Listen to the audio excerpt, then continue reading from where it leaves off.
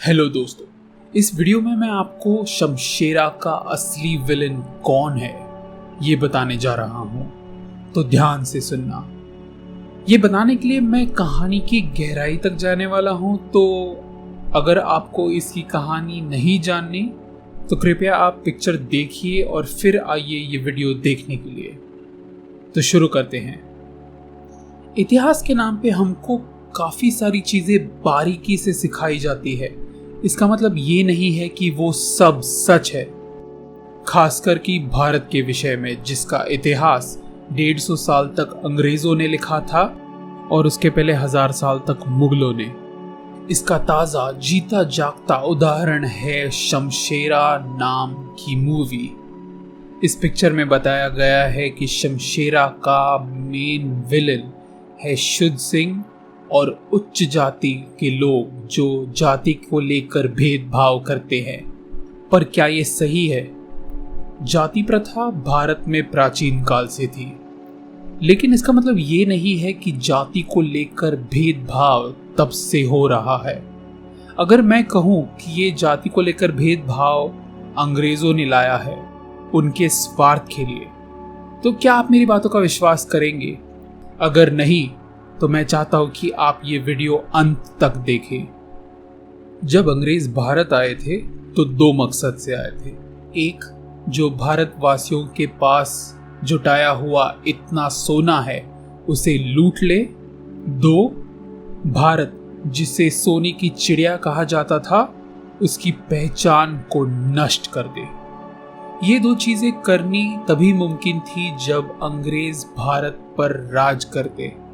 भले ही उनके पास बंदूकें और बारूद थी, लेकिन बस उसके बलबूते पर वह भारत पर राज नहीं कर सकते थे, क्योंकि उनकी संख्या काफी कम थी और उनका राष्ट्र काफी दूर था। इसीलिए जब अंग्रेज भारत आए तो अति प्रेम भाव और निस्वार्थ भाव से व्यापार करने के लिए आए। ये तो बस दिखावा था, ये तो बस उनकी चाणक्य नीति का हिस्सा था। साम दाम दंड भेद। साम, जब वे आए तो सबसे पहले उन्होंने राजाओं को उनकी आधुनिक टेक्नोलॉजी का लालच दिखाया। कैसे ये टेक्नोलॉजी जैसे ट्रेन, फोन, बंदूकें, इनका इस्तेमाल करके राजाओं का जीवन और आरामदायी हो जाएगा। इसके बदले में वो राजाओं से सोना लेते थे। आज हमें पता है कि इंडस्ट्रियल रेवोल्यूशन और एडवांस टेक्नोलॉजी का क्या दुष्परिणाम है, जैसे ग्लोबल वार्मिंग। लेकिन तब ऐसा कुछ नहीं था, तब सब कुछ चलता था। शायद इसीलिए प्राचीन भारत में इतना ज्ञान होते हुए भी इस आधुनिक टेक्नोलॉजी को बढ़ावा नहीं दिया।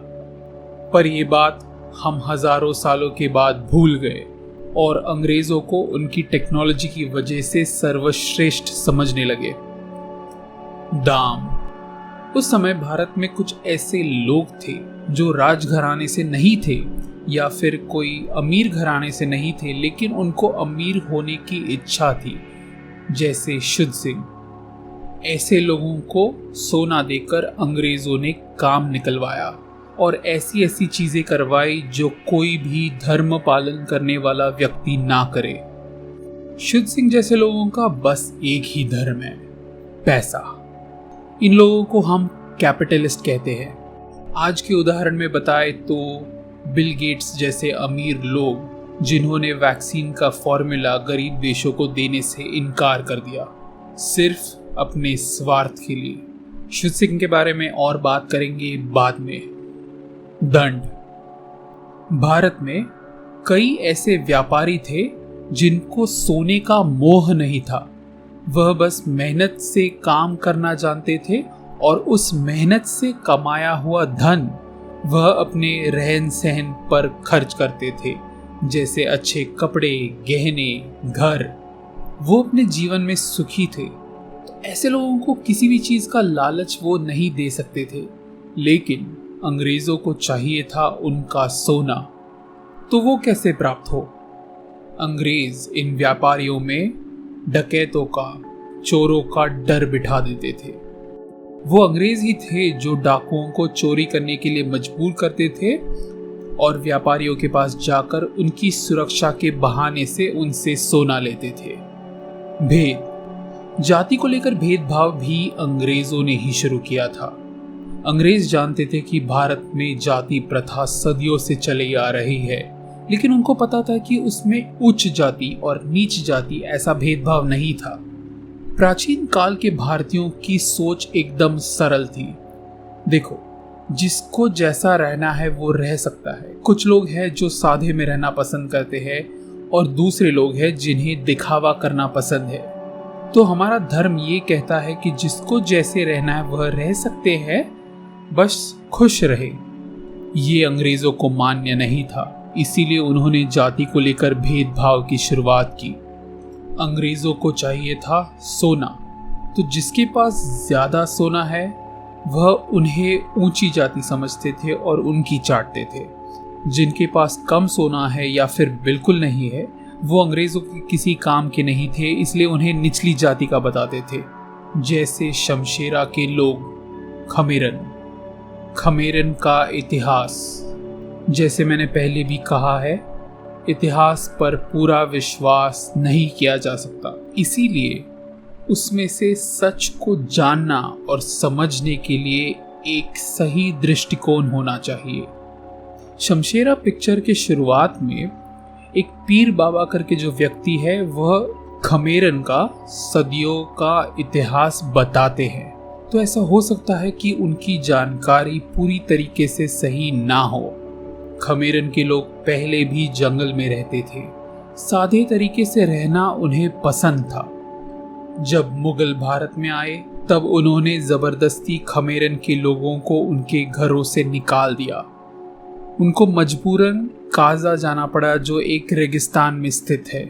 ये एक चीज है जो मुझे समझ में नहीं आई। पीर बाबा कहते हैं कि खमेरन के लोगों को काजा में निचली जाति का बताकर उन्हें सुख सुविधाएं देने से इनकार किया जाता है और उन्हें रेगिस्तान में मरने के लिए छोड़ दिया जाता है। अगर यही सत्य है तो जो कहानी की शुरुआत होती है तब खमेरन के लोग जंगल में कैसे होते हैं? वहां पे आजाद नदी होती है, जंगल की छाव होती है। सादगी से रहने वाले खमेरन के लोगों को और क्या चाहिए था? शमशेरा द्वारा डकैती की शुरुआत क्यों हुई? एक साधारण मनुष्य को जीवन जीने के लिए क्या चाहिए होता है? रोटी, कपड़ा और मकान। जंगल में रहने से ये तीनों चीजें खमेरन के लोगों को तो मिलती ही होंगी, तो फिर सोना चुरा के उनको क्या फायदा था?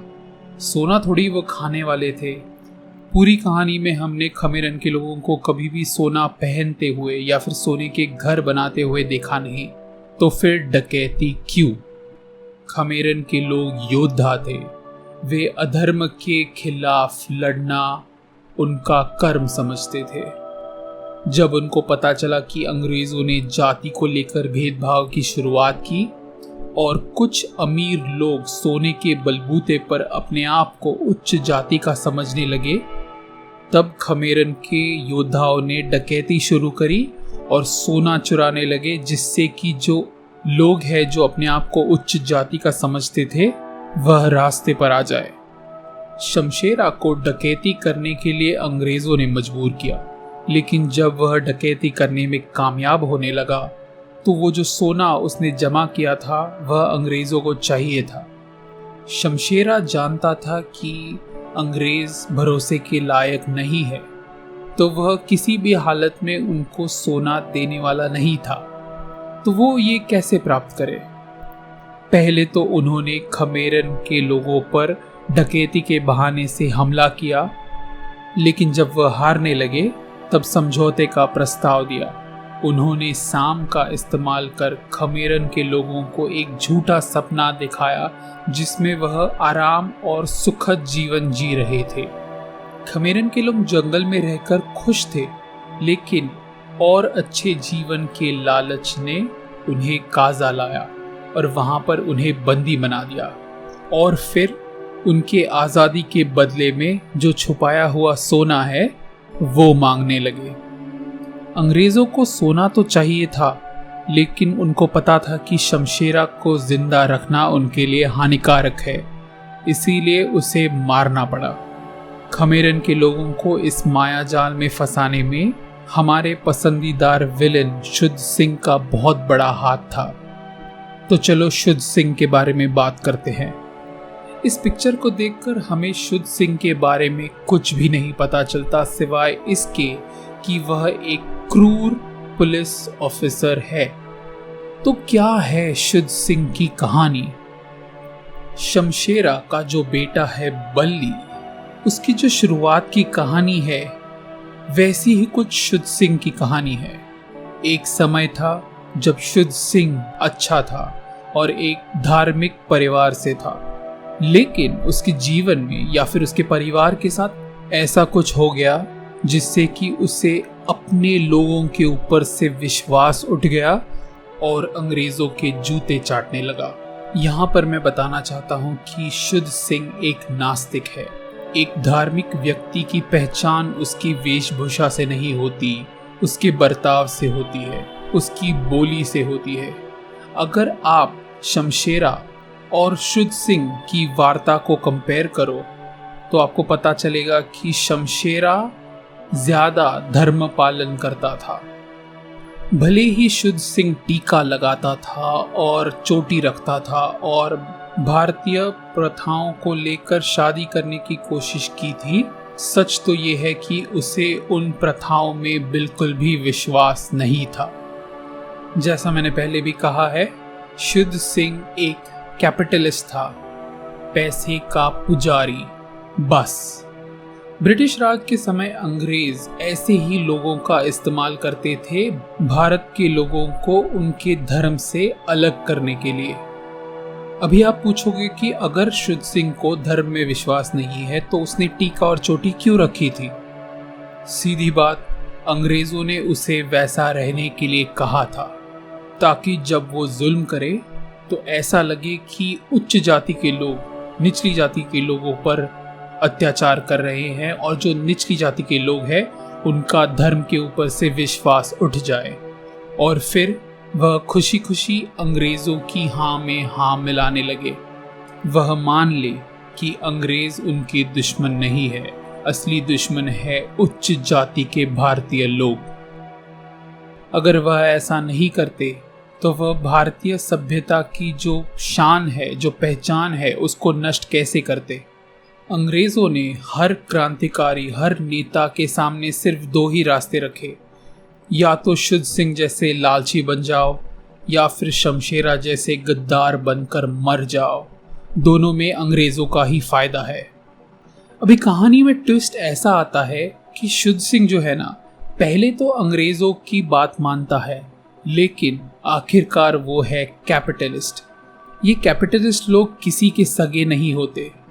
शुद्ध सिंह को पैसा चाहिए था और जितना पैसा उसके पास जाता था उतना कम पैसा अंग्रेजों के पास जाता था।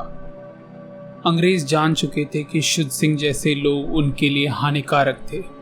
एक और तरह के लोग हैं जो अंग्रेजों के लिए हानिकारक थे, कुछ गिने चुने ब्रिटिश राज के अंग्रेजी ऑफिसर्स जो भारत के लोगों से प्यार करते थे।